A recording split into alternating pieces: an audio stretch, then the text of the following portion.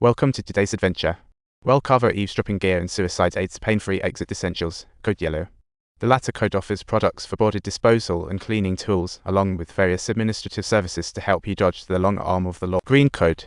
Users must comply while assisting the hitman's site. Absolutely no attacking green code. If someone breaks, everyone must fiercely protect the green code that's owned by the mastermind behind the killers. My uncle Zheng Jingwen and Zheng Jian are both green code users. Who knew my uncle would choose this way to protect him? Suddenly, a riot erupted, blasting a huge hole in the outer dirt wall. Then Zheng Jingwen's tragedy occurred. Seasoned killers need no code. Jiwan threw it in fire, took Zheng's weapons, and killed Zheng's niece. Zheng Ming carried a shield. Zheng Jian used a slingshot. Luck failed, then bullets flew like freed prisoners. After all this chaos, a woman pulled out an electromagnetic pulse weapon. Subtitles.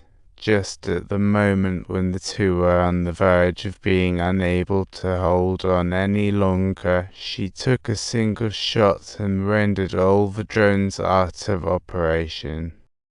Wow, what kind of maneuver was that? President, me, how could this happen?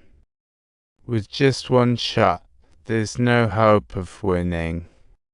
As a child, her skills couldn't rival a woman's. She confirmed Zheng Jian's identity. The distant assassin had targeted him.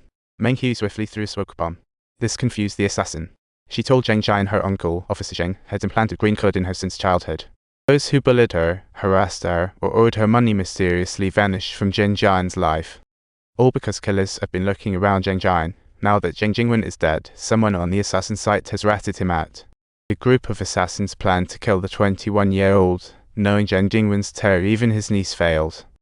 Drones cleared the smoke, and Ling Hui took one down, but also gave away her position. With her right arm hit and her gun dropped, over 10 assassins jumped down from the bridge, ready to capture Zheng Jian. Zheng Jian aimed M24 at Sniper 800 and away with M700 scope, only usable at night. A blind shot shattered the assassin's car window easy peasy.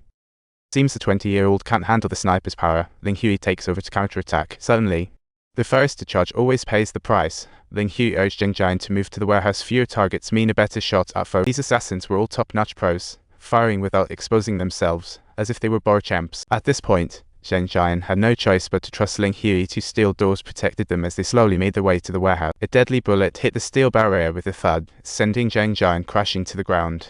Zheng Jian sat there, dazed, as his impatience caused him to expose half his head. A waiting enemy had already locked onto him.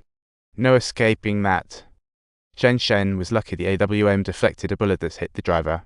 Talk about unlucky, even sitting still, he got hit. The assassins came after. Ling Hui raised the door. Zheng Jian readied for action. Upon opening it, he found a padlock. Zheng Jian first entered his uncle's birthday, only to be met with an error, then tried his own. Still wrong. At this point, Zheng Jian recalled his uncle's order to memorize his number, and it scanned his face after he entered it. This is the elevator to the underground passage. After living with his uncle for over 10 years, he never expected so many hidden secrets. Red armory and a purple poison chamber. It had everything sold on the assassin's website. While the two were still in shock, a masked figure suddenly appeared, calling out Zheng Jian's name, claiming to be his big... On the other side, the assassins had entered the warehouse. Ready to pounce, Ming Hui quickly turned off the alarm. This is what happens when you lack combat experience. The loud click of the lights was like a beacon. The pros used night vision goggles to search for Ming Hui's trail. Little did they know, Ming Hui's M700 had already pinpointed the location right at the showdown moment.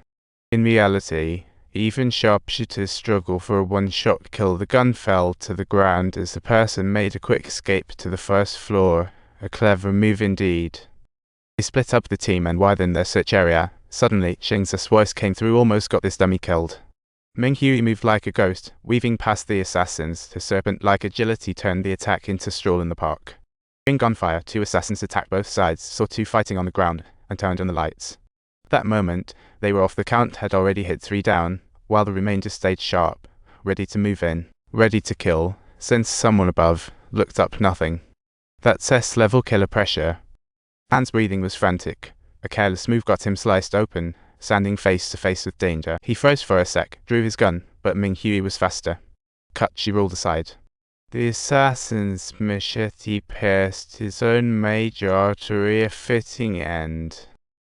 He believed he was aiding them, but it merely cleared a path for Ming-Hui. In fact, this made Ming-Hui even freer, sending a throwing knife right at her target. Her serpent moves evading the shot effortless. She dashed right in, taking down another foe into swift strikes. Only one remained. Ming-Hui wanted him to know a little something. As a seasoned pro, he should know this. When assassinating in the dark, always ensure your own safety first. If you lack this awareness, it might be time to hang up your boots. At that moment of relaxation, Ming-Hui suddenly appeared underneath him and made a swift slice at his leg.